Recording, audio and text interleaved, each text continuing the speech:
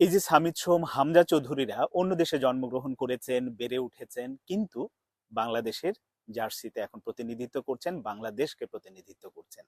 অনেকের নামই শোনা যাচ্ছে এখন, কিউবা মিচেল বয়সভিত্তিক দলে বিভিন্ন রকম ট্রায়াল দিতে আসছেন, অনেকে টিকেও যাচ্ছেন, আগামীতে হয়তো আরো অনেককে দেখতে পাবো।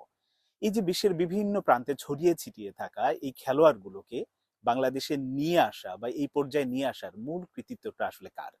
অনেকে অনেকভাবে দিচ্ছেন। কেউ কেউ বলছেন যে ফুটবল ফেডারেশনের এই তাবিদ আওয়ালের নেতৃত্বে যে কমিটি আছে, এই কমিটির তারাই উদ্যোগী হয়ে এই কাজগুলো করছে জন্যই সম্ভব হচ্ছে তাদেরকে আনার।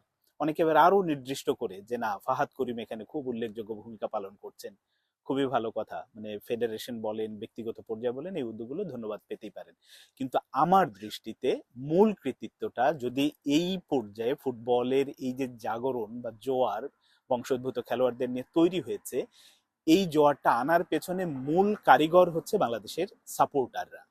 একেবারে নির্দিষ্ট, আরো যদি আপনি সাপোর্টার তো অনেক বড় ভার্সন হয়ে যায়, ছোট করে আনলে অনেক আগে, এটা আরো 10-12 বছর আগে থেকেই বাংলাদেশের বেশ কিছু ফুটবল সংক্রান্ত, যখন আসলে মাঠের ফুটবল নিয়ে সাধারণ মানুষের এখন যে আগ্রহটা তখন ওটাও ছিল না, কিন্তু এরকম বেশ কিছু গ্রুপ ছিল সোশ্যাল মিডিয়াতে যারা এই খেলোয়াড়দের নিয়ে কাজ করেছে, খুঁজে খুঁজে বের করা যে কোথায় হামজা চৌধুরী খেলে, তার কি আছে, বাবা আছে না দাদি নানি এরকম বাংলাদেশে জন্মসূত্রে আছে, বা ওই অমুক জায়গায় কে আছে, এরকম খুঁজে খুঁজে বের করা, নিজেরা পোস্ট করা। সেগুলো হয়তো রিচ খুব বেশি হতো, অনেক মানুষ জানতো, ব্যাপারটা তা না, কিন্তু খোঁজ পাওয়া যেত।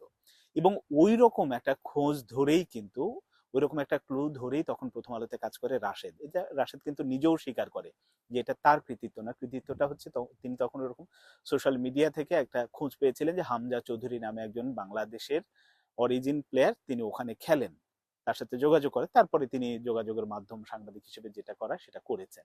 তারপরে হামজা চৌধুরীর সাথে কথা বলা, এরপরে তো ধীরে ধীরে রিপোর্ট করা, একটা নতুন হাইপ তৈরি হওয়া, তার সাথে যোগাযোগ, এবং বাংলাদেশের মানুষের ভালোবাসা টের পেয়ে হামজা চৌধুরী রাজি হয়েছেন। তারপর ধরে তো এখন অনেকেই আসছেন।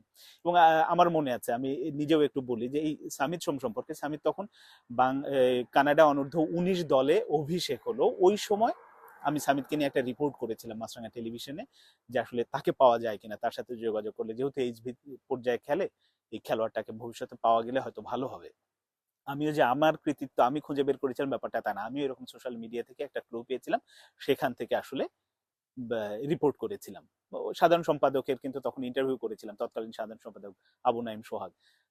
তিনি শোনার পরে তিনি যেটা বলেছিলেন, সামিতের পরিবার থেকে যেন ফুটবল ফেডারেশনের সাথে যোগাযোগ করে। অর্থাৎ ফুটবল ফেডারেশনের আগেও যেমন আগ্রহ ছিল না, এখনো কতটা আছে আমি জানি না, এখন হয়তো খানিকটা পরিবর্তন হয়েছে যেহেতু অনেককে পাচ্ছে এই কারণে। কিন্তু এই যে খেলোয়াড়দেরকে পাওয়া, ফুটবলারদেরকে পাওয়ার পেছনে, তাদের সম্পর্কে জানার পেছনে মূল কারিগর হচ্ছে সাপোর্টাররা, এবং সাপোর্টারদের মধ্যে যারা এরকম বেশ কয়েকজন আছে যারা নিজের খেয়ে বোনের মোষ তাড়ানোর মতো কাজ করে, তাদের। এই কারণে আমার মতে উচিত হচ্ছে অন্তত ফুটবল ফেডারেশনের পক্ষ থেকে এই 10ই জুনের আগে একটু সাপোর্টারদের উদ্দেশ্যে আলাদা একটা ধন্যবাদ দেয়া, যদি অফিসিয়াল একটা প্রেস রিলিজ দিয়ে দেওয়া হয়, সেটা কিন্তু অফিসিয়াল কার্যক্রম হিসেবে থাকে, সেইটা যদি ফুটবল ফেডারেশন করে, সাপোর্টারদের যে ভালোবাসা এটা আরো অনেক গুণ বেড়ে যাবে।